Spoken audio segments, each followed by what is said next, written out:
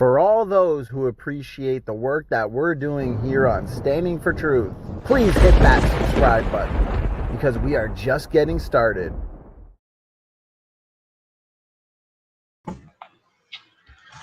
Well, it looks like we are live again today for the second time. This one is now late night with Standing for Truth. Earlier was in the evening. Guys, thank you so much for being back with me tonight for another. I know I'm going to have a blast with this one. Guys, good to see you in the chat. Honesty Angel says, I'm here, but not for long. I'll show support until I fall asleep. Thank you for the support, even when it's this late. And I know it's late for a lot of you, and you got to be up early in the morning. So especially with these later streams, I figure people can catch it in the morning when they get up. But we got some good information for you guys tonight. George Bond in the house says, I'm working up an appetite, going Thai tonight. George, give me a text. I'll give you my address. Bring me some of that Thai. I'm pretty hungry right now.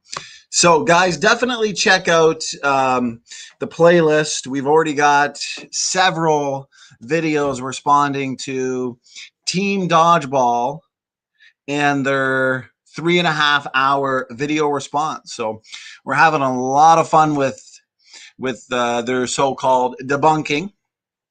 There was a lot of dodging, put it that way. Now, here's the thing.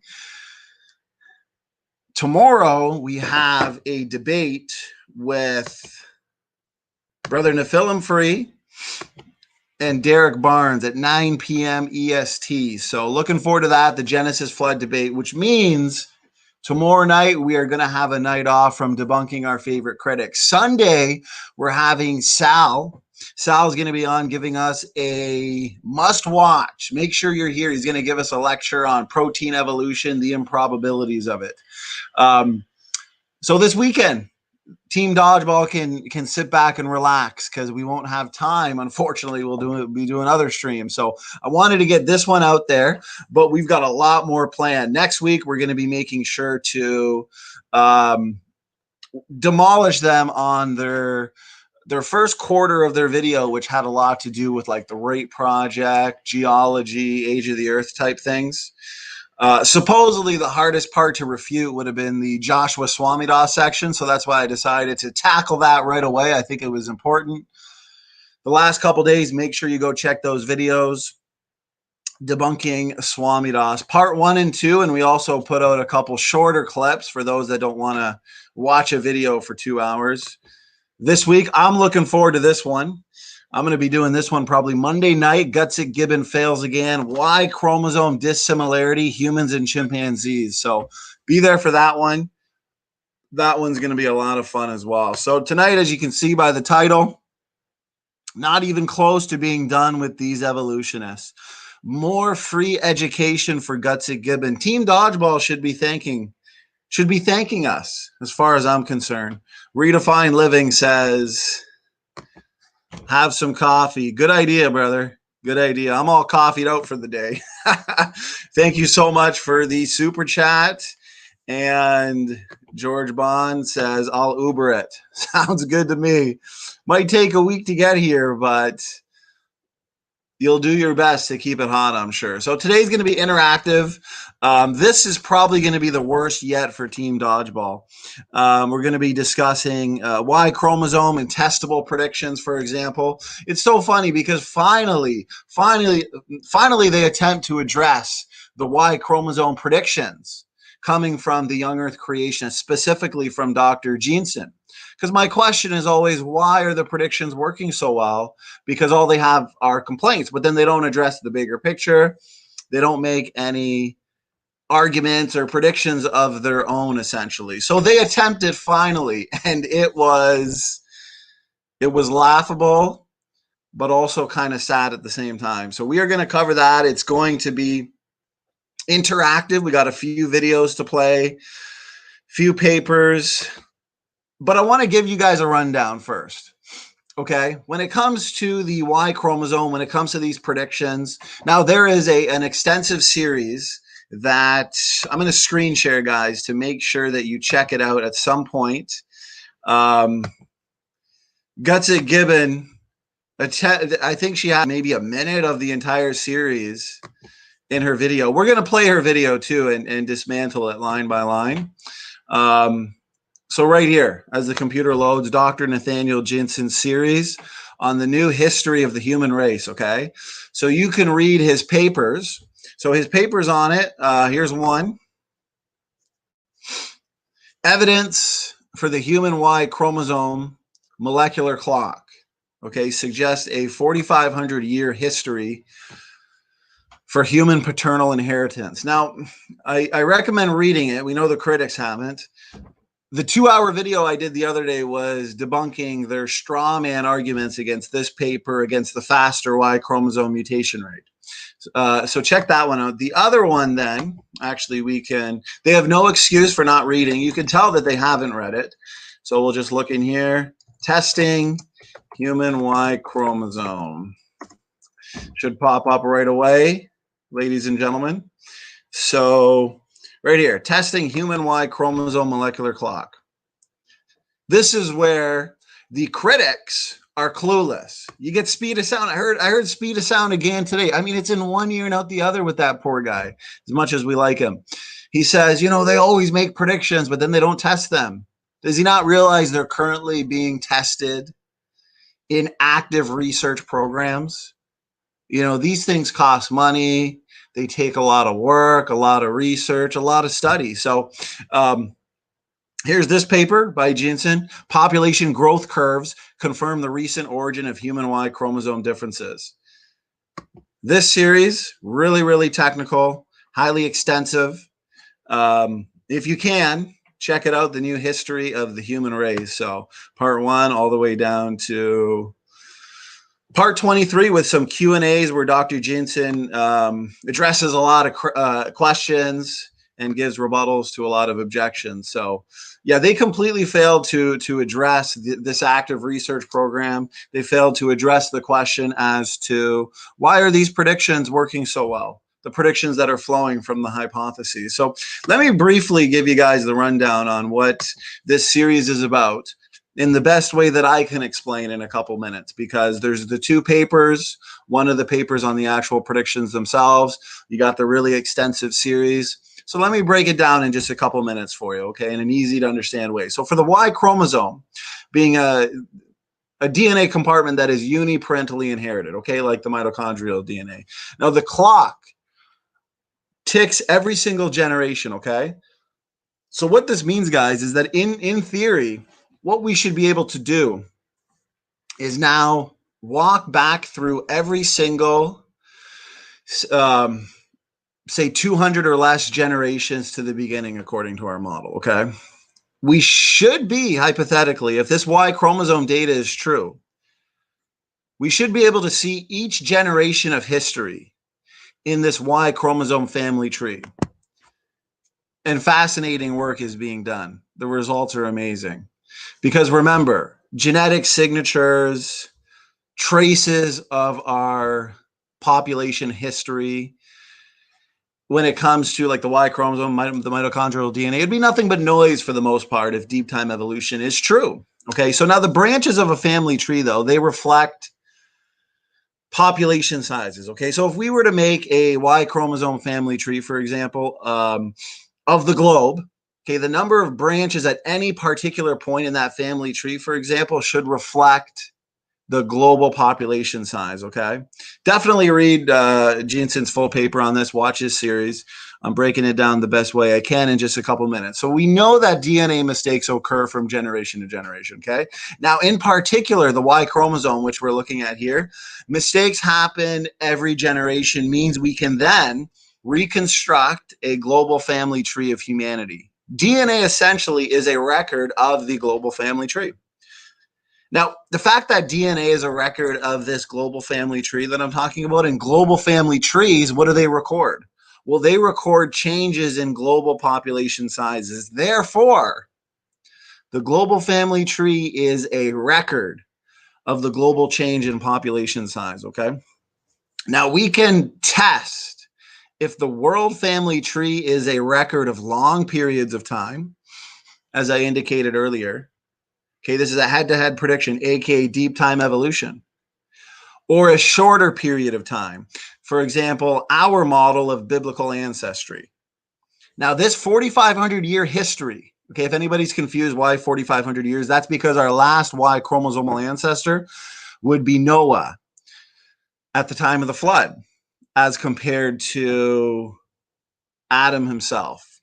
Okay, so if our position is true, then this 4,500 year history should be stamped all throughout the Y chromosome in the form of genetic signatures. This is why I say the predictions have to do with detecting genetic signatures in these DNA compartments, the Y chromosome, the mitochondrial DNA, the non-recombining DNA. Now, the global Y chromosome tree is actually the key to human history. And I'm going to show a clip later from Dr. Jensen explaining this in a debate that I thought was really well done and actually addresses some of the critics' arguments.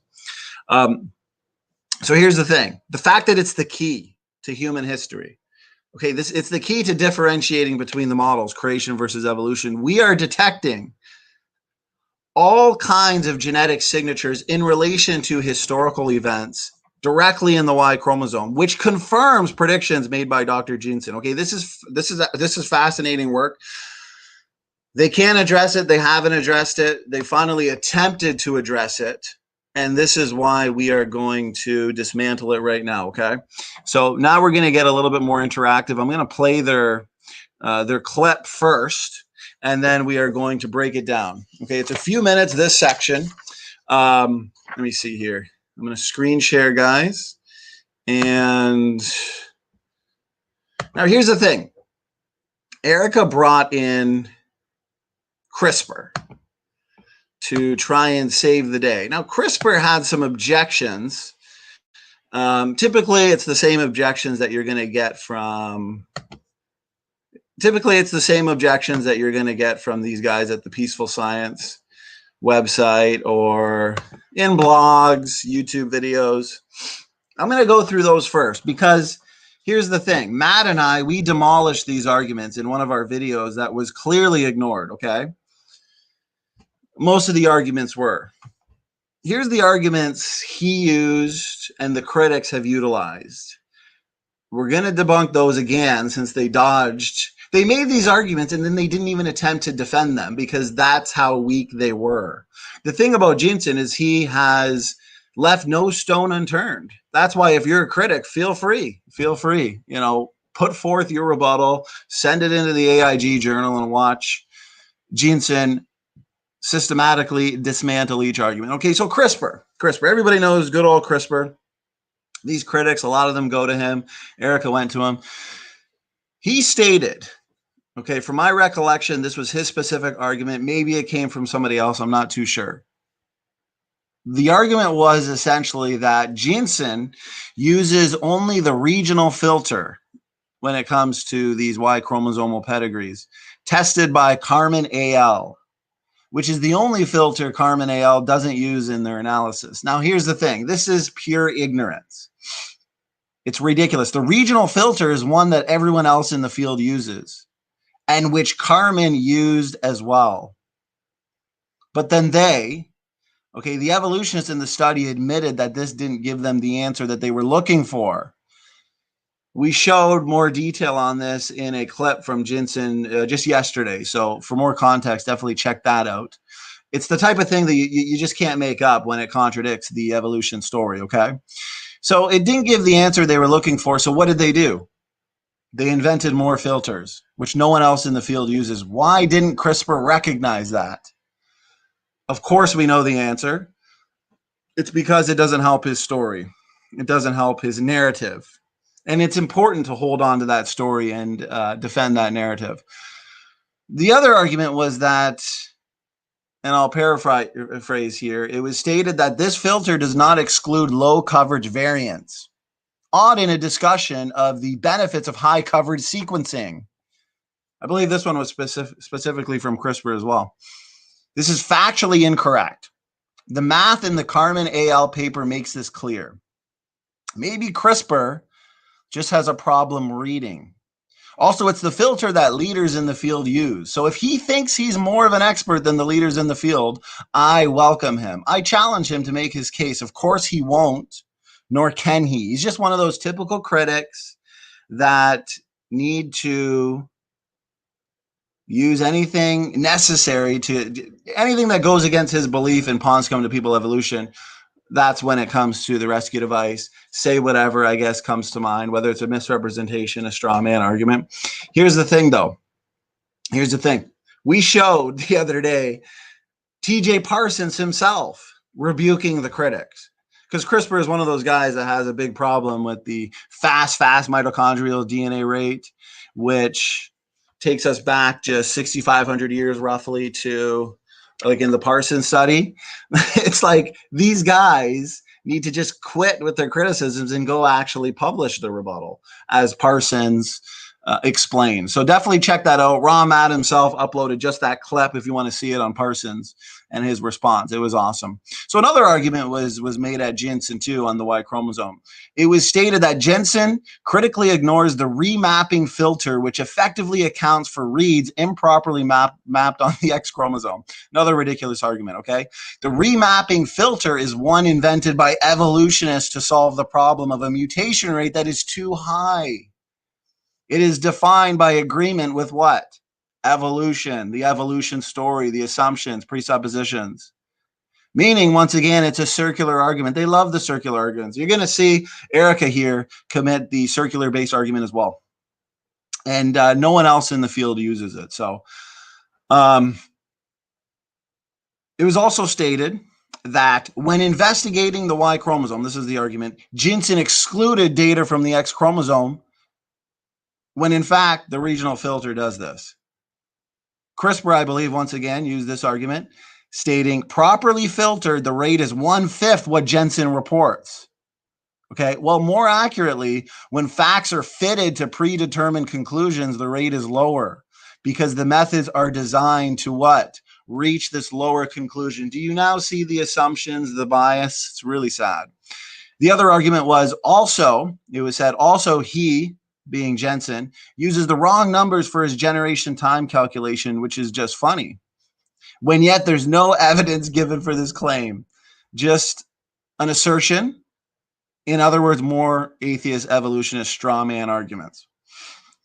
And then another argument was repeated that simply stated that Jensen then misunderstands how branch lengths work. And once again, no evidence given, just an assertion. And one final one that I have listed here that they avoided. Remember, these are arguments they used. We systematically demolished them, and then they ignored to defend them. And supposedly this is their last video, which is funny because we're having fun with it. So it was repeated, okay, in a last-ditch effort, quote unquote. Dr. Jensen provides a figure showing how his, in brackets, wrong is what CRISPR said, numbers for young Earth creation rates still fail to capture the only relevant length, which coincidentally is captured by the correct evolutionary rates. Once again, factually incorrect. Jensen's paper actually gives the details.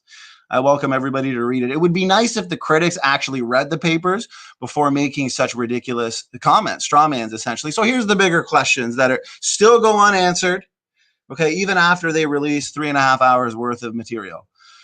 Why do these critics essentially ignore the second paper, Moretti al, which confirms the Carmen al conclusions? Why do these critics not engage the successful predictions made in the second and third of Dr. Jensen's papers? Now, here's the thing. They attempted. That's what we're going to do here, and we're going to demolish it, okay? This is why they resort to misrepresentations and straw man arguments, though. It's because the Y chromosome, the mitochondrial DNA, these uniparentally inherited DNA compartments, it's one of the strongest lines of evidence, two of the strongest lines of evidence for our position. So let's go here and play their video. I'm going to let it play all the way through, guys, and then we are going to address it because I'm excited that they actually finally decided to attempt to engage the actual predictions. Okay, so let's go have a look here. A lot of links opened up. So let's see. The one titled, boom, probably done with these creationists, which is why I titled it, not even close to being done with these evolutionists, because there's so much good material in this rebuttal video. As you can tell, in just a day or two, we now have a playlist full of 5 videos for everybody to enjoy how weak, apparently, their arguments are. So, guys, let's sit back, relax, make sure this is going on double speed. We'll get through it, and then we will break it down. Okay? Here we go.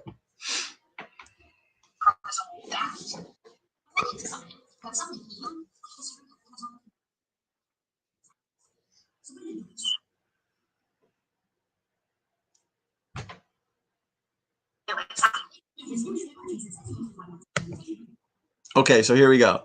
So here, this 500-year history for the human paternal inheritance. We've covered this.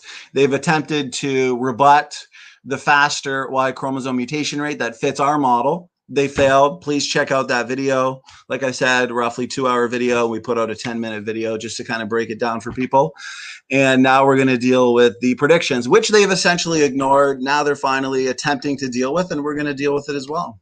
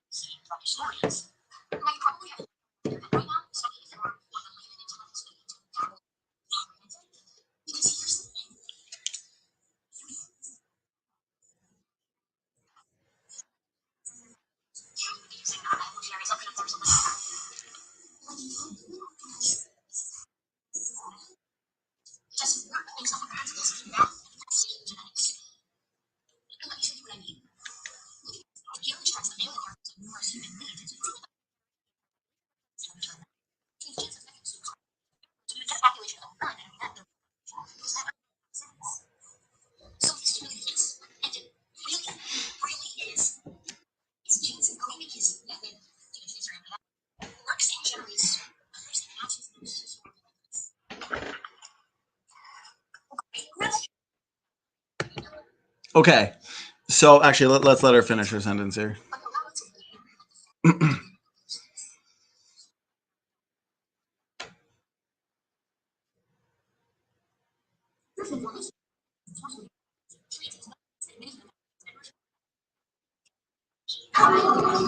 Okay, so let's deal with this a bit. Okay, for one, Gutsick Gibbon's not a geneticist, clearly, which is fine. So I don't know how clear and concise what she's saying really is, because what she's doing essentially, and this is not to be rude because it's the truth and she'll probably admit it, she's just blindly repeating what she thinks she understands and knows from others, because where she got this from is the Peaceful Science website and from the critics like Joshua Swamidas, who clearly are confused and don't really know what they're talking about. So that's why we're going to deal with it. Essentially, we're debunking her, but at the end of the day, we are debunking those that she got the arguments from, which is fine. She's not a geneticist.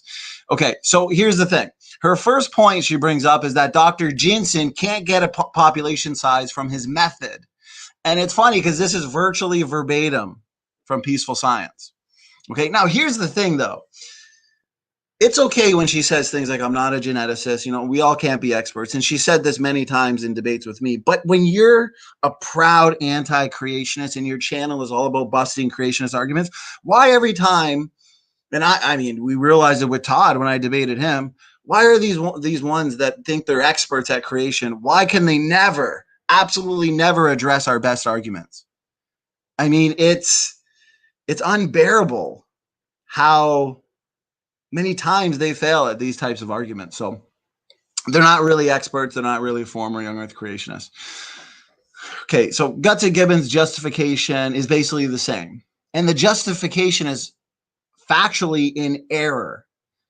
That coalescence illustration, okay, the differently colored people showing how lineages change over time that she just showed here, shows what happens in constant sized populations. This is a very, very poor rebuttal.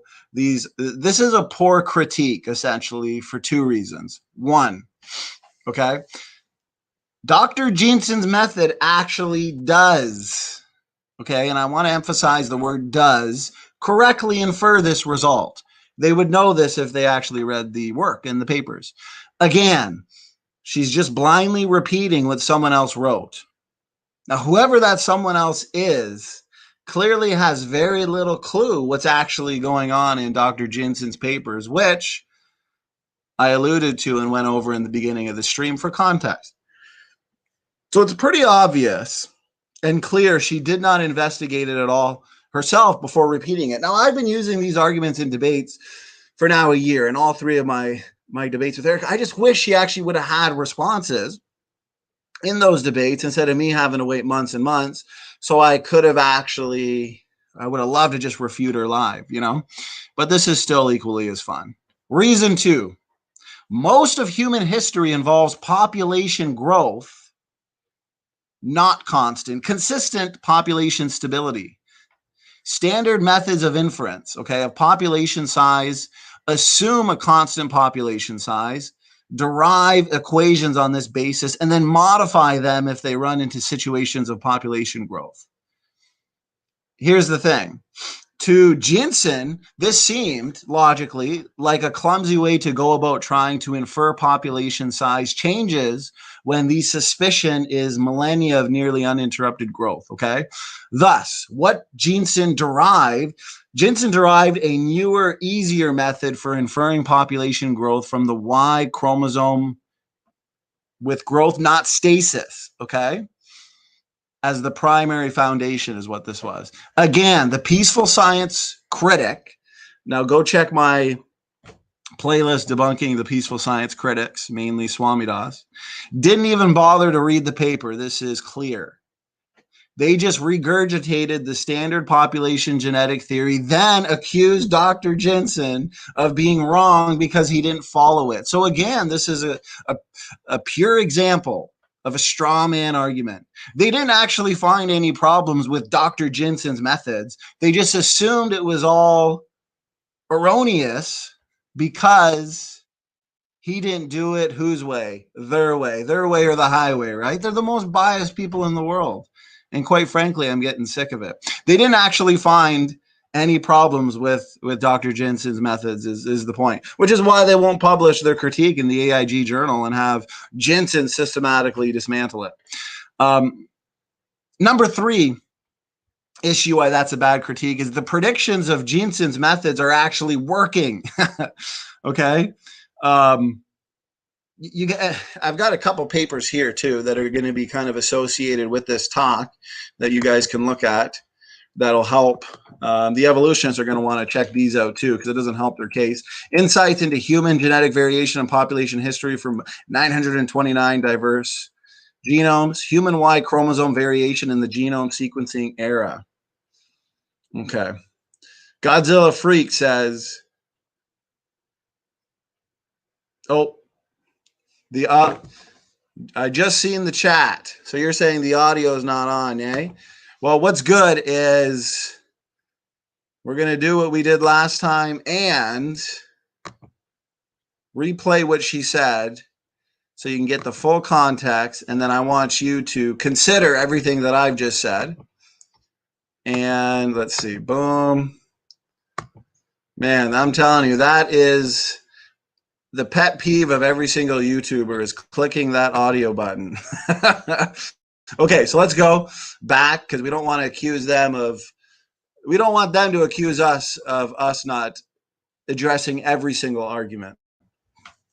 Okay, so take into consideration everything that I just said.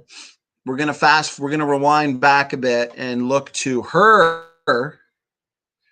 arguments, and you're going to see exactly what I mean when it comes to clear misunderstanding. So Godzilla Freak says, oh, this is going on 2 times speed. Former young earth creationists who watch one Hovind presentation. Yeah, they think they're experts after that.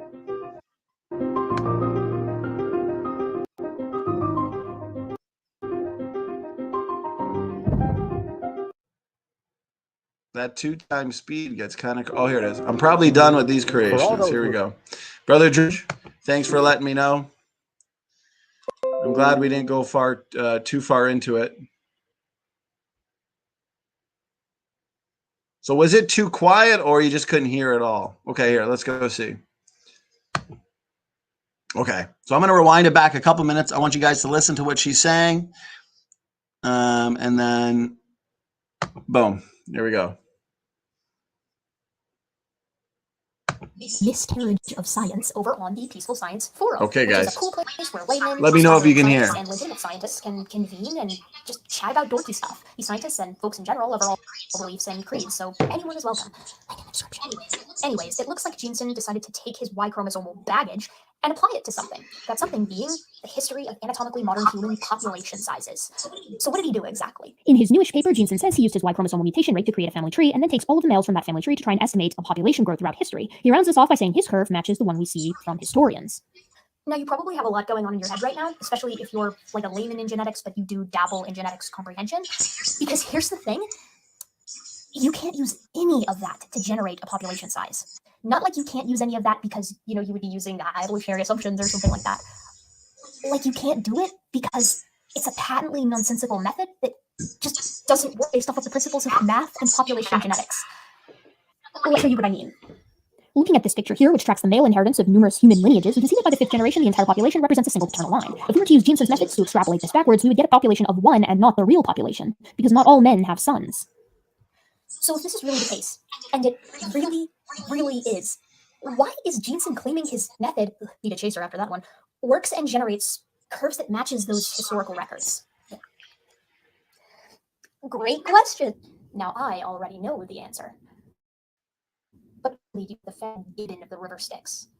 You won't like where we're, but here we. First and foremost, it should be noted that Jeanson's force-fitting of the Y chromosomal tree to his model means that many human populations diverge from one another. Okay, so that was everything we rebutted. I went over her her little visual there on regarding this topic and took care of that. So now, they can't accuse us of not letting everybody hear their argument play out. So now we're going to get into the next section. But here's what I want to point out. Okay, this is important here, is the fact that the predictions of Jeanson's method that she scoffs at, says she needs a chaser, because remember, they didn't find any problems with his methods. They just assumed it was erroneous because he didn't do it their way, because it's the evolutionist way or the highway. Okay, now the fact that it's actually working so well, and I want the critics, anybody can look at it, check out the supplemental info on the following paper. So this one is what I showed. No, not that one. This one here. Okay, insights into human genetic variation and population history from 929 diverse genomes.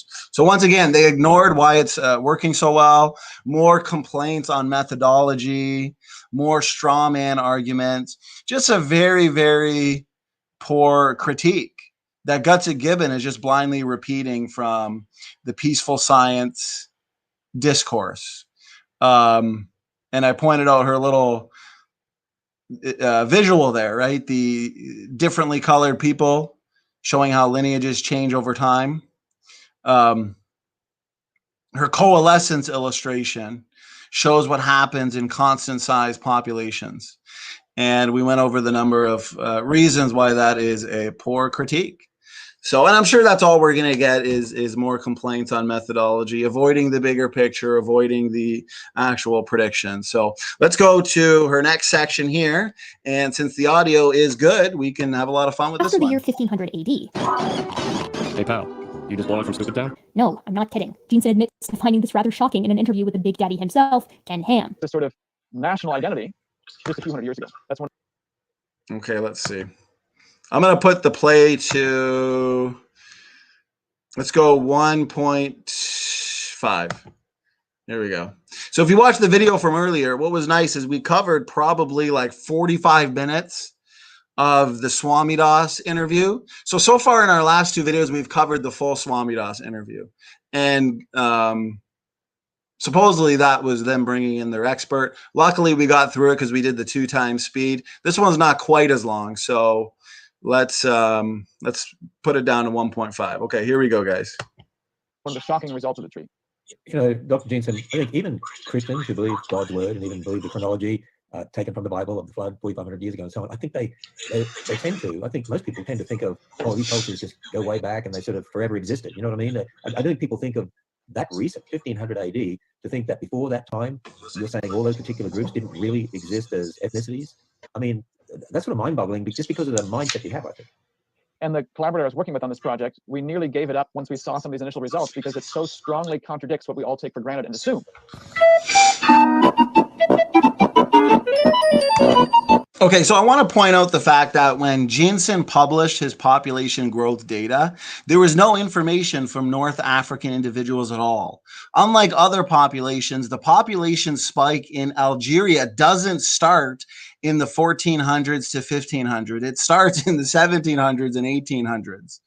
Okay, there are references from Jensen's population generator paper for justification. So see, I believe it's titled Mick, Evedy, and Jones, 2 references, okay? If you run the numbers from, there's another paper, the Bergstrom paper, okay, on the Mozabite individuals, this is exactly what it shows. But what I want to point out here is she quote mines Dr. Jensen from this video, from a series of hours and hours and hours worth of amazing material, and cuts off the video before showing Dr. Jensen's justification. Then it appears she attempts to engage.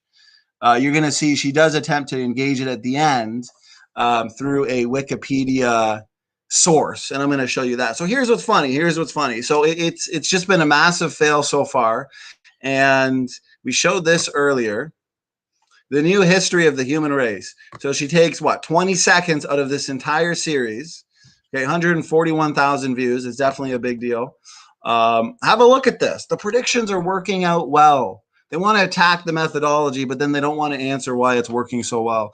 And not to mention why they're not willing to do a head-to-head prediction on the data. If you're just getting here, the first 20 minutes or half an hour, we went over the technicals, over what this data suggests, over how the data is derived, guys. So just to let you know, for anybody that's new here. So let's go finish her video real quick, and then I'll have a couple other visuals to do. This is pretty par for the course with creationists. They tend to take fields and place them into a vacuum, assessing them alone rather than with the preponderance of other data. In this case, the same archaeology that allows Jensen to try and fit the Y chromosomal tree to his model via estimated population sizes tells us the groups he supposes popped into existence in 1500 AD were around for far longer before that. But he considers the archaeology apart from the genetics and only applies the former to the latter when it suits him. And so, in the case of young Earth creationism versus conventional science, I point to my Y chromosome population predictions and call, woohoo, you get him, Detective Dr. Nathaniel Jensen! I call archaeology history. Using my cutting-edge young Earth Y chromosomal predictions... Okay, so then she does a cartoon iterating what she just said. So she cut off Dr. Jensen before his justification. I recommend everybody go through that series. It's extensive. It's technical. Definitely watch the last 2 episodes. It's over a couple hours worth of Q&A where people get to ask their questions. Critics can ask their objections, and Jensen answers them, okay? So she played, 20 seconds worth, and it was nothing but a quote mine. And then here she attempts to engage the justification by showing a citation from Wikipedia, which shows what? What did it show? Evolutionary archaeology-based dates for human divergence, when in fact, as usual, this is circular. Since this is the point in question, once again, a circular rebuttal. Just like CRISPR's arguments at the beginning, just like what they do when it comes to the mitochondrial DNA and the fact that the mitochondrial DNA mutates fast. There's only a few mitochondrial DNA mutations separating any person on this planet from the mitochondrial DNA sequence, consensus sequence. So, but then they want to assume deep time evolutionary history, assume the chimp-human split. We've covered a number of reasons why that there's no justification for that assumption. I wanted to point out another thing too from yesterday's video on the Y chromosome. If you have not seen the TMR4A and the PRDM9 video I did this afternoon, definitely check it out. I am confident that one was very extensive and irrefutable. I mean, all they're going to be able to come back with is complaints and storyboards. So here's the thing. I wanted to point out, I wanted to mention on their Y chromosome criticism from the video we did yesterday that Jensen supposedly ignored studies, okay? In 2017, guys, a Nature Reviews genetics paper was published on the Y chromosome, okay? This just shows how little they pay attention to the detail, because the lead author is named Christ Tyler Smith, I believe his name was, and he is a long-standing leading voice in the field, okay? Now, here they list the pedigree studies in print, and guess what, critics? I'll give you time to guess. And yes, you're correct. They don't list the 18 or so papers that Swami Das and other strawman critics say Jinsen has missed. As I said in the beginning, it's almost laughable, but now it's become kind of sad because these critiques are so clumsy and so weak. And I just can't believe after months and months, this is what we had to wait for. Very disappointing. And you notice, to justify her claims, what did Erica do? Erica claimed that Jinsen, okay, many human populations diverge after AD 1500. She shows his human population growth reconstruction based on what? That's right, the evolutionary route, which Jensen very adamantly rejects in the paper. And then she ends her video there with a circular-based argument. And once again, no predictions of their own, attacking the methodology, and not answering the bigger picture. Why are they working so well? I wanted to play a clip here too, which is going to give you some more context on the Y chromosome and why all of this has essentially been dealt with Jensen. I mean, they're free to send in their critique, but then they're going to be held accountable. So this is a debate Dr. Jensen did at the National University of Columbia, where he talks about the Y chromosome in this section. This is his opening presentation. I highly recommend watching the whole thing, but let's have a look, guys. I made in the book, and it relates specifically to human origins and to the Y chromosome. I made little comment about it except to say that it should record the history of civilization if indeed human origins go back only a few thousand years instead of 200,000 to 300,000 years. So what we're looking at here is differences between fathers and sons, and then between all males going further back in history. So we looked at mitochondrial DNA, which I failed to mention is primarily maternally inherited, so that tells you female ancestry. This is male ancestry, the other side of the equation. So at the time I published my book, I was aware of only 2 papers that directly measured father-son mutation rates. This is the first one, looking at a Chinese pedigree. So 2 men who had a common ancestor in the 1800s. Then you measure the amount of Y chromosome differences between them, and the result was 3 times 10 to the minus 8 mutations per base pair per generation.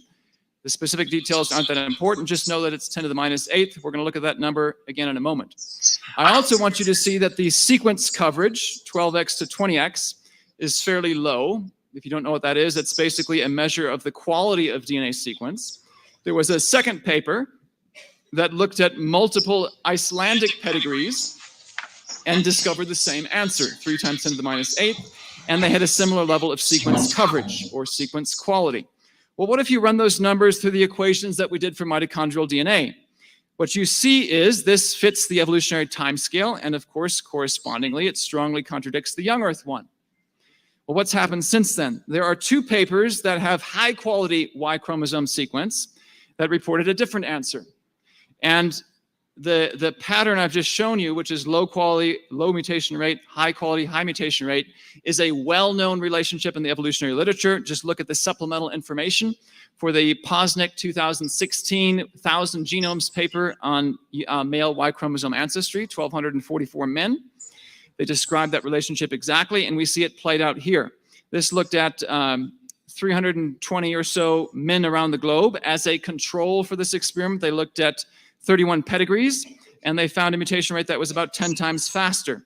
You have to really dig into the supplemental information to find it. This paper in Nature from 2017 looked at 150 individuals, 50 parent-parent offspring trios. Again, it's high-quality sequence, and they found, again, a mutation rate that's about 10 times faster. So the pattern that we see is high-quality DNA sequences give you fast mutation rates. What implications does this have for the origin of...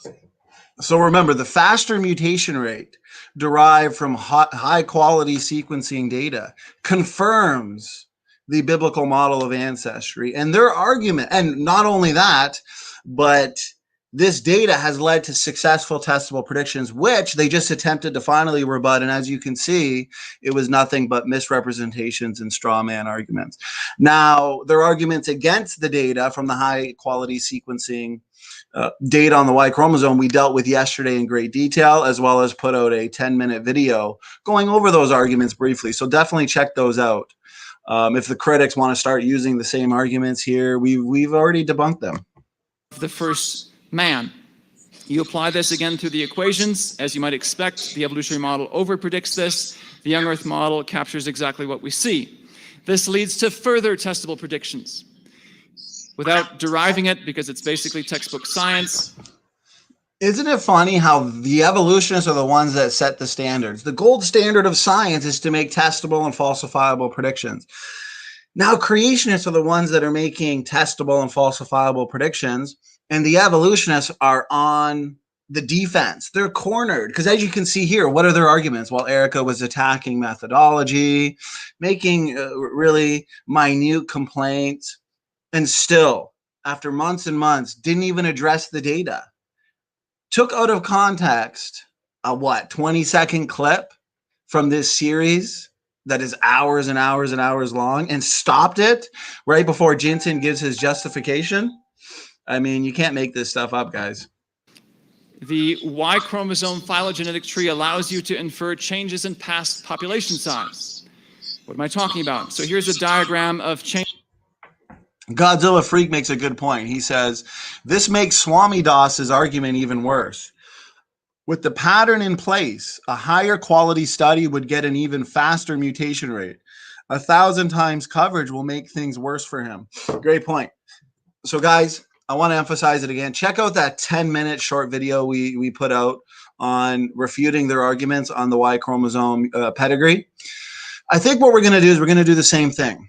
We're going to put out another short 10 or 12-minute video of this, which is probably going to go for a couple hours, hour and a half, couple hours. We'll do the same for people too, where we kind of just break it down, short, easy to understand video. So changes in human population size over the last 3,000 years. The negative numbers refer to BC years, the positive numbers to AD. You can see in the last few hundred years, there's been a spike in the human population growth.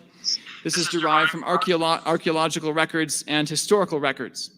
Well, here's a Y chromosome tree derived from 171 men from around the globe, from Africa, Asia, Europe. You've got Native Americans in here, Australian Aborigines, Papua New Guineans, from around the planet. I don't have time to derive why the spot circled in blue is best supported by the evidence as being the root of the tree. My point is, if this is indeed only 4,500 years old, and you infer population growth from this tree, it should. So here we go. Just like the mitochondrial DNA tree, right? We're so confident that the mitochondrial DNA, the phylogenetic tree, is only a reflection of a few thousand years. Let me go to it. This is the Y chromosome tree now, okay? And you can see that the pattern is exactly what one would expect as a biblical creationist. Let's go to the mitochondrial DNA one, okay? Let's leave no stone unturned. The one that they ignored. So let's just keep rubbing it in their face. So this is mitochondrial DNA. What Jensen was going over there is Y chromosome. This is taken from the 1,000 Genomes Project, okay? And you can see the pattern, obvious pattern, okay? Explosive growth from a center point. Exactly what would be expected. And I still love their circular argument, okay? And here's why they can't use this circular reasoning anymore. Erica just did it again. They do it on the mitochondrial DNA, the molecular clocks as well. They want to assume, they want to use the phylogeny rate, okay? But here's the thing. You can just tell by all these different haplogroups. I always point to the European haplogroup. The most common, HVR. Why do these branches, okay, if you can see my mouse, why do they have different lengths? I've gone over this many times, and the evolutionists are just dodging it. Okay, these people in these people here that you're looking at here, they have a common ancestor, and yet one group in there have happened to pick up twice as many mutations as their cousins, okay? Let me break this down again. I've said it many times. If we can pick up more mutations in the same amount of time, this means we cannot look between humans and chimpanzees, okay? And make an assumption about when they split. And to use the phylogeny method and assume deep time evolutionary history, it's circular because the point in question is the history. The point in question is the universal common ancestry. What's important here, what's important on this tree is the fact that we see the expected pattern from the biblical creation model. The pattern goes back to a center point. We know mitochondrial DNA mutates fast. We're looking at one woman who's obviously recent. There's not a lot of mutations here, exactly what the Bible would say. And then they want to look to coalescence. Dr. Joshua Swamidas says, oh, this is exactly what we'd expect according to evolution as well. No. Once again, I've said it many times before. They haven't addressed it. Coalescence theory, it purports, okay, Joshua Swamidas would say that given enough generations, large populations, small populations, he said it in his video, we rebutted it, eventually you're going to trace back to just two common ancestors, but they're not telling you the many assumptions that are not realistic. They're looking to unrealistic assumptions, one of them being random mating. Okay? When you have a population, when you're looking at random mating, this is where all the people in the population have a strong likelihood of mating and marriage. This isn't true historically, evolutionists. Humans have existed in tribes that have been separated. There's no random mating. The best rebuttals, as you can see here, fail. Now let's get back to the Y chromosome tree. Do you see how the uniparentally inherited DNA, the DNA compartments that we can agree with the evolutionists, the DNA differences seen in those DNA compartments are the result of mutations over time? Do you see why they're now avoiding it? Swamidas is constantly trying to bluff and swift over to the autosomes. He wants to focus on the nuclear DNA. Well, we dealt with that for 2 hours earlier today, so definitely check that out. Let's finish this one. Match the growth that we know from the last 3,000 years. This diagram shows you exactly that match. The two black... Atheist Junior, once again, we like that he's here. And he's a good guy, nice guy. So I would ask him in the chat, can you point us to anywhere in Erica's 3.5-hour video where she addresses the phylogenetics? I'd love to know, or maybe you have an answer. Why is the pattern, Atheist Junior, exactly what we'd expect? Why are there so few mutations? Why is the mitochondrial DNA and the Y chromosome, why is there such little variation? Okay, because if we've been evolving and we go back hundreds of thousands of years, there would be more variation, more diversity, more mutations. There's only a few on this tree. So Atheist Junior has watched both sides. So if you could tell us where that rebuttal is in Erica's video, we'd love to see it. Black lines represent the statistical variability in the estimates of past population size. Of course, there's going to be variety because it's based on archaeology and historical records. The gray lines represent the statistical variety inferred from the Y chromosome, and you can see there's about a 90% match. So yet another testable prediction that's coming true, and this opens up a whole new research area, which if we had more time, we could go through in great detail. Now, let me deal with one potential objection to the research. Much of this is published in creationist journals, not in the mainstream literature. And this is often an objection I hear from my opponents, from people who are wondering about the research. Why aren't you publishing in Nature or Science or Cell or one of these major journals? One of the responses I give and the illustrations I give comes from the study of human DNA function. So when the human genome was published in 2001, there were many... Now, remember, this is what they always say, right? Wow, if these predictions are working so well, if this is so irrefutable, then why isn't Jensen publishing in the mainstream journals? Don't they always say that instead of once again addressing the arguments?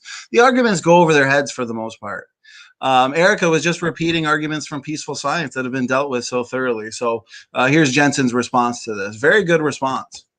Announcements that most of it was filled with junk, basically. Well, about 11 years later, in 2012, the ENCODE project did biochemical experiments on all of our billions of DNA letters, and based on biochemistry, argued that 80% had preliminary evidence for function.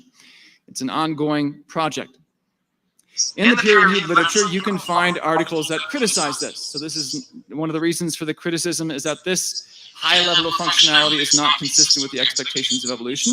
So here's So Atheist Junior said there's lots of variation in African and modern Black Americans. So you're going to have to go watch all of our hours and hours and hours dealing with that question. But here's the thing, Atheist Junior.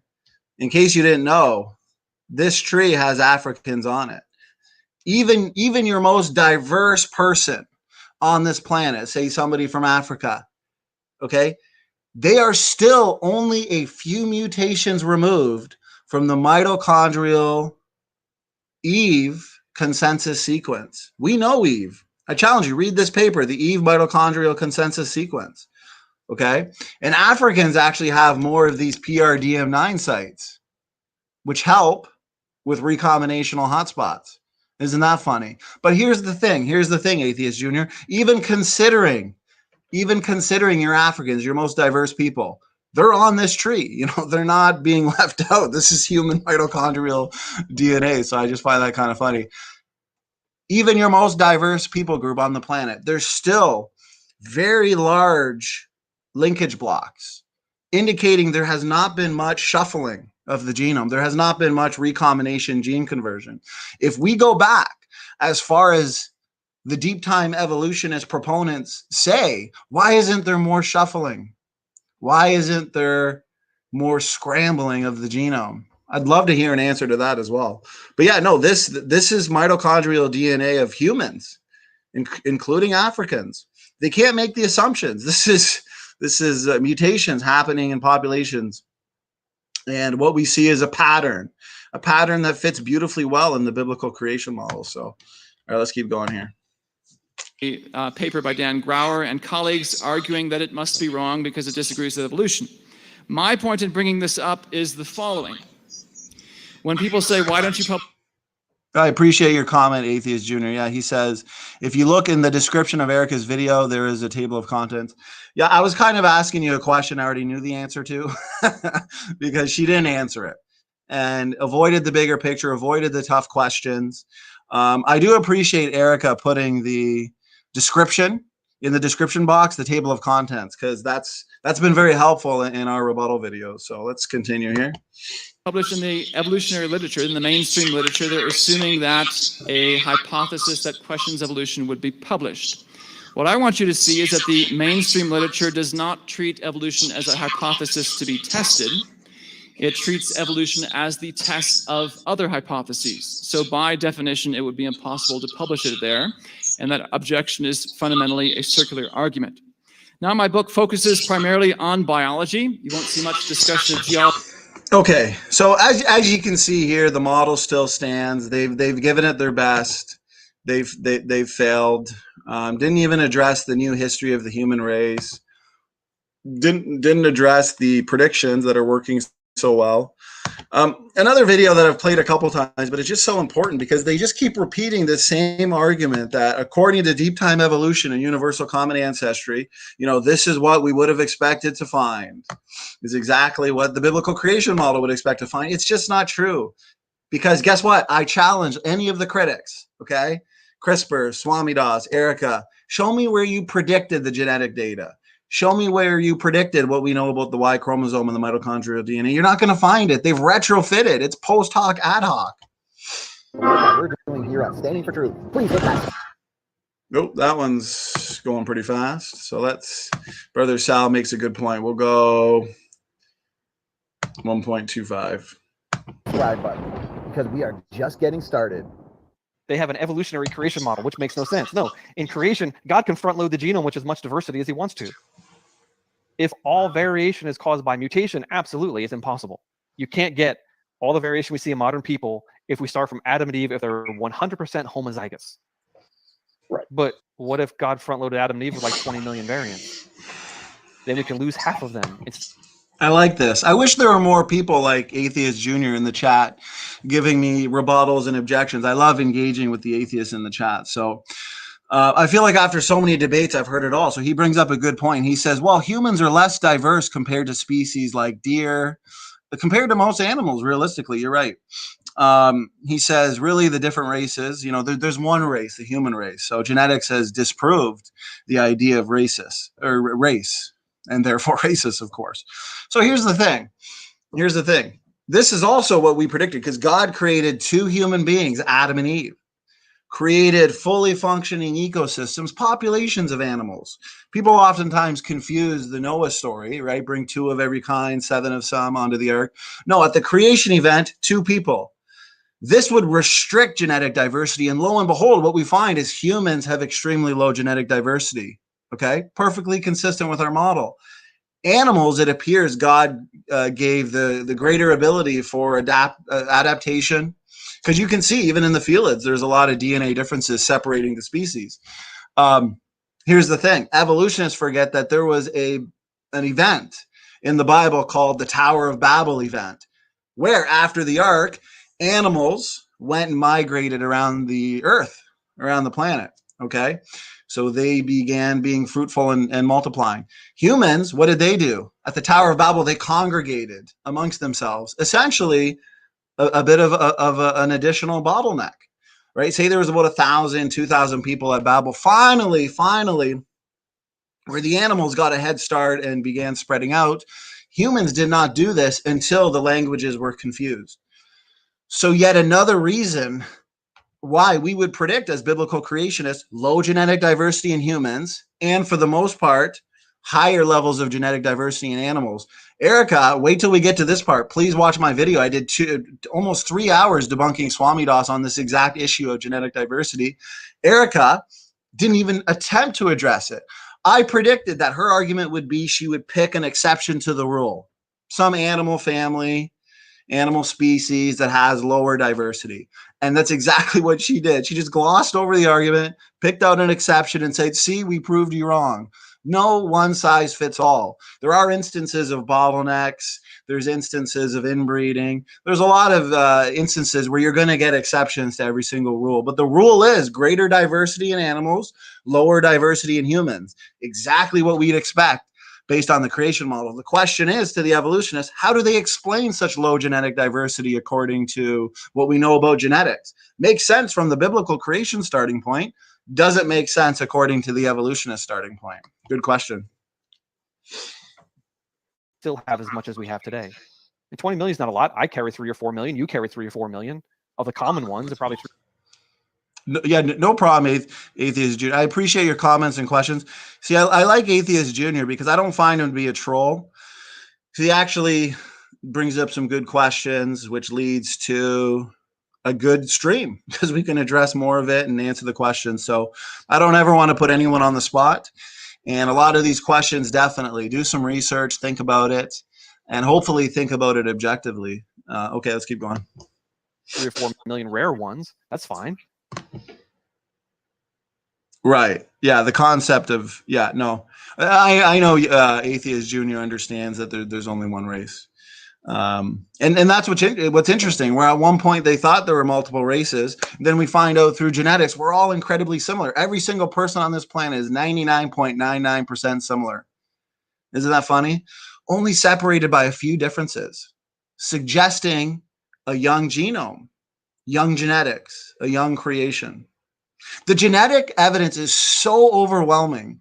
It's mind-boggling how strong the genetic evidence is for a young creation when it comes to humans and animals, that I've heard of people who believe in a young creation, but then like an old Earth, for example, where they'll look to radiometric dating and stuff, but then they'll look at the genetics and it's just so obvious that what we see in terms of mitochondrial DNA, Y chromosome, levels of genetic diversity, clearly the genetics are young, so that would be a starting point for the naturalistic evolutionists to at least acknowledge that data. And then maybe, hopefully, they'll overcome the data from the rocks, geology.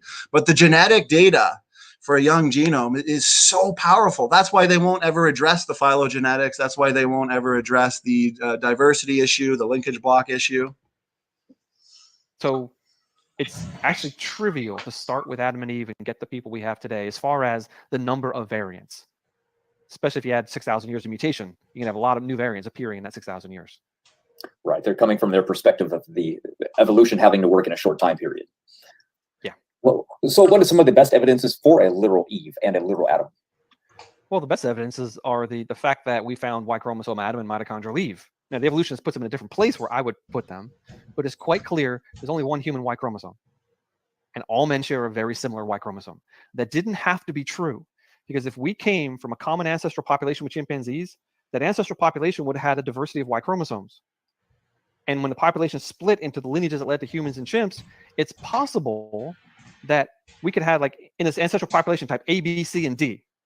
Well, if humans have type A and B, and chimpanzees had type B and C, that means there would be a human and chimp who both had type B. They're more closer.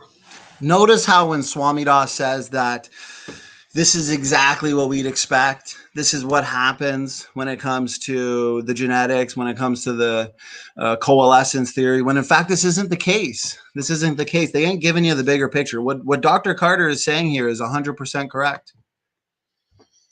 Related to each other than a human is to another human on the Y chromosome. But it didn't work out that way. It's, mathematically and theoretically possible, but it's totally not true. There's only one Y chromosome. In fact, just yesterday, essentially it had to be true if the biblical account of human origins was true. Had to be true. And it turned out to be true. Just a coincidence to the evolutionists? I guess so. But it did not have to be true. Theoretically, it could have been true for the evolutionists, but didn't have to be. It didn't have to turn out to be that way. So when they say that, they're actually misrepresenting the data. Maybe the day before, they redid the Neanderthal Y chromosome, which is really weird to me, because for a long time, we only had female ancient DNA. All the Neanderthals, all the Denisovans, as they're sequencing them, they're all female. Like, why is no males? We got like 20 females and no males? Something really weird. But they finally published a partial Neanderthal Y chromosome And that's why when it comes to the fact that there's only one human race, this model of front-loaded genetic diversity where God front-loads Adam and Eve with these pre-existing DNA differences. Okay, Adam and Eve, they would have differences between them, but also within them, okay, within their own genetics. This then would result in the ethno-linguistic differences we see today, okay? They would produce incredible variation in just a single generation. We do. Hypothetically, me and my wife, we could have 1 million children, and every single child would be different because we have heterozygosity in our own genetics. We have DNA differences, not as much as Adam would have had or Eve would have had, but essentially if we could have 1 million kids, every kid would be different because we have built-in genetic diversity. So we have the amazing potential for incredible variety. So this whole thing about race, it's better explained from our model. Adam and Eve could have easily, based on this starting point, produced every variant of human we see today. Still a human, just a variant, not difficult at all. There's actually been twins. And you can see this in that new documentary, Dismantled. There's been twins born from mid-brown parents, and each kid, okay, had different racial differences. And due to gene segregation, we got this in one generation. In one generation. So the so-called racial differences are minute differences in our genetic material. All human beings are 99.99% the same. This came as a surprise to the evolutionists. This is why they had to invent their post hoc ad hoc out of Africa story. 4 years ago, and it was way different. I mean, way out in left field. Like, oh wow, I think it's really different. Well, just a couple days ago, they replaced it with a very modern human one. Wow. And the Y chromosome common ancestor between Neanderthals and humans, modern humans, is much more recent than it was last week. They totally redated it. Incredible. Wow. Where can we find that? Godzilla Freak says, Sanford elaborated on this in the tour interview. He started by rejecting evolution, but holding on to old Earth, and later he went into full young Earth. Yeah, I believe Brother Sal, same story. You go from an old universe, old Earth, and universal ancestry. Then you go to an old universe, old Earth, no universal ancestry, then eventually a young creation, and then eventually young Earth creation, because the genetic data is so strong. That's why I always and consistently focus on the genetics. That's what's inherited sperm and egg. The best way to answer this question that we're always arguing about between creationists and evolutionists is in the genetics. Not some bone. That's not inherited sperm and egg. Geography is not inherited sperm and egg. Genetics are. Traits are. If we're trying to answer the question as to the origin of traits, traits are encoded in our genetics. So we need to look to the genetics. And that's where the most amazing evidence is. That's funny. I want that one. But so how about molecular clocks then? Do they support a literal Adam and Eve? And Okay, so we've listened to that video a few times. Critics, as usually, I think, are ignoring it. But I wanted to, a couple more things going, but we have been going for a while, and we've done a lot of streaming lately. Tomorrow, be here, the Film Free debate on the global flood, and a lecture with Sal on Sunday. It's speculation, but I'm not speculating. So I think we're going to end it with, I want to make a couple points to leave no stone unturned on the, here we go, I got to pause this. Okay, so let me go to my slideshow. Couple points on the Y chromosome. Okay, let's go here. Couple more claims. Monday, probably, I showed the visual. We're going to be addressing Erica on the dissimilarity between chimps and humans. Okay, so we're going to have a lot of good stuff there. Okay, so let's see. Y chromosomes. Okay, so here we go. This is from a paper by Carter, and this is more so an article, but very extensive. So we have used SNP data to analyze the Y chromosomes of several hundred men from multiple modern human populations. That analysis has allowed us to reconstruct the original Y chromosome atom sequence, just as we did with mitochondrial Eve. The Y chromosome atom sequence has in turn allowed us to determine how many mutations separate modern men from Adam. Today, the Y chromosomes of modern men are only about 300 mutations removed from Y chromosome Adam. So the Y chromosome mutates fast, faster than ever expected. Mitochondrial DNA mutates fast, faster than ever expected. There's only a few mutations in both compartments that separate any two people on this planet from the actual consensus sequence. This all speaks of a young genome. This all speaks of Adam and Eve, a literal scientific Adam and Eve. Here we go. If the Y chromosome mutates extremely rapidly to explain the 70% difference between chimp and man, how is it possible that all men have nearly identical Y chromosomes? Question I've been asking for months, never get an answer to. And they're so very similar to Y chromosome Adam. Even if we assume a normal mutation rate for the Y chromosome, about 1 mutation per chromosome per generation, we would only need 300 generations, about 6,000 years to get 300 mutations. Now, based on what we know from Jensen's work, we're looking at 4,500 years. Y chromosome Noah, it just gets better and better. This is the most straightforward application of the molecular clock concept. Now remember, even when we account for purifying selection in these DNA compartments, account for necessary substitution rates, we still get dates of only a couple hundred, few hundred generations. The numbers are in perfect agreement with the biblical perspective. However, in 100,000 years, the evolutionary perspective, we would expect about 100,000 mutational differences between modern men and Y chromosome Adam. Look at this. About 333-fold more than actually seen. Let me say that again. About 333-fold more than is actually seen. Brother Sal says similar story. Yeah, it's a great story. It needs to be reiterated. We got to be patient with people. So this calculation assumes a typical human mutation rate. If we assume that the human Y chromosome, this article was first published, let me see here, actually had an enormously high mutation rate than for other human chromosomes, the problem would be vastly worse. In terms of the Y chromosome, the evolution model completely breaks down at all levels. It's true. That's why they're fighting, and that's why you've seen Erica, it took months to not even address the predictions. The point is that the biblical time frame fits perfectly with known human mutation rates and the observed divergence from the Adam sequence. But the evolutionary time frame would create much more Y chromosome diversity than is actually seen. There'd be way more Y chromosome diversity. This is a fact. The evolutionist problems get massively worse when they invoke an ultra-high mutation rate for the human Y chromosome, as necessitated by the new hemp to human sequence comparisons. This new data is showing that Y chromosome Adam very consistently fits the biblical perspective and is not at all compatible with the evolutionary perspective. Remember, this is an older one. The newest data now coming from Jensen, coming from these high sequencing data points, just 4,500 years worth of mutation accumulation. It's amazing stuff, guys. Here's the last one. Let's just icing on the cake. Let's hammer it one more time for Swamidas. This is what he claims over and over again. CRISPR, Evograd, Dan, let's demolish it. It is widely claimed, right? There we go from the critics, that the molecular clock shows that Y chromosome Adam lived quite a long time ago. However, the actual published dates are extremely variable. Remember, it's always changing. It's always changing. No consistency with evolution.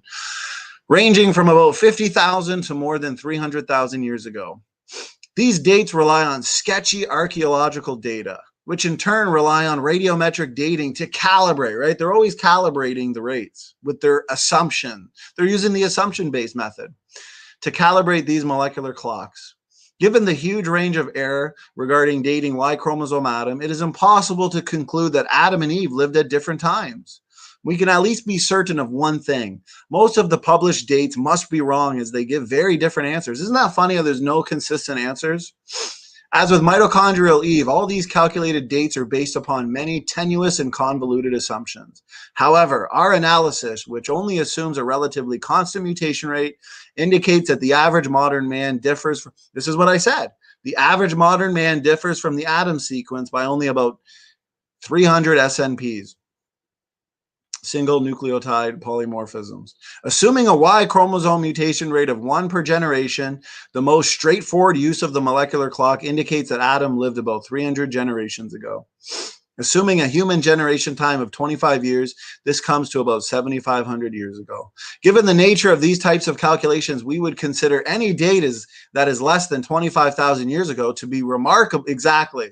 Because remember, even the highest dates that you get from these pedigree models is nowhere near the evolution dates, but they're always very young, very close to our dates. We're not going to expect them to just go right on 6,000 years every time. That's ridiculous. So if the evolutionists think that's the argument we're using, I mean, it's ridiculous. Because I've seen them say, well, what about this pedigree study? It gives us a date of 12,000 years. Yeah, 12,000 is a lot different than 200,000 or 160,000. The point is, the rate is fast and we get relatively young dates. You're not going to get the exact date because there's a lot of other things to consider. You saw the phylogenetic tree. You got people in the same group accumulating more mutations. But the fact is the clock is fast. And would accept anything with an order of magnitude of the biblical date. As with the dating of Eve, the data is remarkably consistent with the biblical perspective, but is totally incompatible with the evolutionary model. Which one do we have here? The Out of Africa story assumes that higher levels of diversity in Africa prove man came from Africa, and therefore Africans are older than people groups. We hear this all the time. We dealt with this today. But African diversity can be better explained in terms of how human diversity was subdivided after the biblical dispersion out of Babel. The divergence of the people groups does not require a slow accumulation of mutations over deep time, but can arise essentially instantly by fragmentation of the source population and strong founder effects followed by assortative mating. People group divergence is most consistent with a very recent fragmentation of the human race. Isn't the genetic data amazing? The genetic data, we've got traces of Adam and Eve, traces of the Babel event in our genome. Let's see how the chat's doing. And I think we're gonna we'll start winding it down. This guy is getting tired. We've really hammered their latest video. So lucky for them, they get a couple days off because tomorrow we got the debate. Sunday we got Brother Sal's going to be here for an awesome lecture, and I think we'll start responding to the rest of the video maybe Monday, Tuesday. Like I said, we could just go through it and spend 10 hours and drink 10 coffees and 10 Red Bulls and address it line by line. We're breaking it up, though. We started with the hardest parts, and now it's just smooth sailing from here. And the hardest parts themselves were pretty easy. Chris Key says, kaboom, sound of pawns come to people, evolution being destroyed. That's right, brother. That's right. Good to see you here, Chris. I always appreciate it. Mitchell, $5 super chat, says, great stuff, brother. Ramat says, standing for truth, don't forget to play new video I made for everyone. You will find it backstage. It's a rundown on how you're okay. Let's do it. Surprise for us all. And this time I'm going to make sure I share screen with the actual audio. Okay, so let's see. Godzilla Freak says, do you know the Stated Clearly channel? They posted an A-Bio video recently. Yeah, we're going to get to that. So that's what's good. Erica said this is her last video. She's probably going to be tempted to respond because this is just so bad for her. But maybe it will be. Maybe she will just tap out because we've got a ton of videos we have to get to with our Another Evolutionist Bites the Dust series. We've done 4 so far. Then Erica came out with her 3.5-hour video. So now we got to debunk this because remember, we leave no stone unturned. That's the thing. You know, we're fighters here. So let's see. Yeah. So we're going to get to that. Redefine Living says, oh, a bonus. Chris Keith says, Neff verse, enter victim name here. So true. So true. He can't be defeated. I agree. Neff is a warrior. And he's our flood expert. Anybody want to debate the flood? Let us know. We'll set you up with Neff. And Dr. Dino, Kent, he's always wondering where's the challenger? It's so hard to find opponents these days. Okay, so let me see. Let me go find the video first, and then I'll screen share again. Boom, boom, boom. Matt makes the best videos, so I know it's going to be a treat. Let's see. Okay, here we go. This is going to be fun. This will be a good way to end it. Screen share. Boom. Share audio. It's only been an hour and a half. I must be tired. Felt like it was 3 hours. But listen, this is the job we got to do. We got to debunk these guys. And I say no day better than today. Okay, which one did I go to? Right here. Okay. I'm pretty certain. I got short-term memory loss, so I'm pretty sure that I clicked the audio, guys. SFT versus Todd in just 49 seconds. Here we go, guys. Let's go with a bang. This should be funny. I can already picture it. Focus. Turn it up. Focus on this one question. I answered your question on embryological development, chromosome 2 fusion. Now answer one of my. Oh, that's going kind of fast. Oh, actually, no, normal speed. Okay.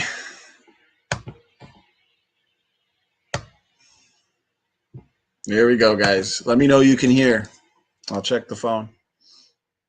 Focus on this one question. I answered your question on embryological development, chromosome 2 fusion. Now answer one of my questions. How do you explain the massive dissimilarity between human and chimpanzee Y chromosome? And then we'll run with this. Go ahead, Todd. If you want to answer that question, go ahead. All right. Well, if I get 3 minutes here, first of all, I'll say that I'm not falling for that trap. Why is there so few mutations on this phylogenetic Not falling tree? for that trap. Okay.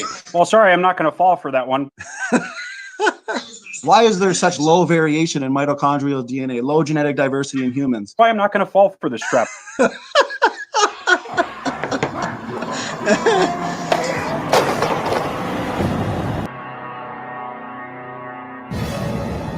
That's too funny. Focus on this one question. I answered. And remember, this Todd guy, he's supposedly speed of sound brought him in as their savior. He's got a biology degree. He's been at this for years. He even said that he used to travel hours and hours to watch Kent Hovind's seminars. And then after every single question, what did he say? I'm not falling for that trap. Question on embryological development, chromosome 2 fusion. Now answer one of my questions. How do you explain the massive dissimilarity between human and chimpanzee Y chromosome? And then we'll run with this. Go ahead, Todd. If you want to answer that question, go ahead. All right. Well, if I get 3 minutes here, first of all, I'll say that I'm not falling for that trap. Why is there so few mutations on this phylogenetic? It's almost like he had a thought there where he's at least going to try. He was at least going to try to answer, but he realized, nah, there's no answer. Because think about it, Erica's been trying to answer that one for 6 months now. Tree. Okay. Well, sorry, I'm not going to fall for that one. Why is there such low variation in mitochondrial DNA, low genetic? Next time I'm doing a test or an exam, for every single hard question I can't answer, I'm going to write next to it, I'm not falling for that trap. You're not getting me on this one, guys. Genetic diversity in humans. Why I'm not going to fall for this trap.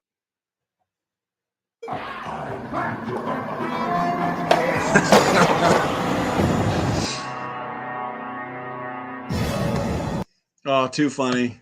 You guys are too funny in the chat. I could probably engage with you guys all night. You guys make this fun. So God bless you guys. Yeah, brother Jason, definitely check it out. It's another fatal blow to Team Dodgeball. This one's been fun. They've all been fun. So definitely check them out. So guys, tomorrow we're gonna have the Neff debate, probably an after show. Then we'll have we'll have Sal on Sunday, and he's having an after show. So sub to Sal's channel so you get the notifications, and we'll be back at it next week, guys. So we'll end it right here on the hour-and-a-half mark. Redefine Living says that's hilarious. One little audio mistake throughout this video, but we still went back and played it. Everybody can hear what they said, and we've addressed them sentence by sentence. They need to quit with the circular arguments, and they need to quit complaining about methodology, okay? And they need to address the data. Why is it working so well? Where's your prediction? So anyways, it's been fun. Chris Keith says definitely looking forward to the debate. George says I'm hungry. I concur. I am hungry too. So guys, till tomorrow, share these videos around, get them out to as many people as possible. And God bless everybody. SFT is out.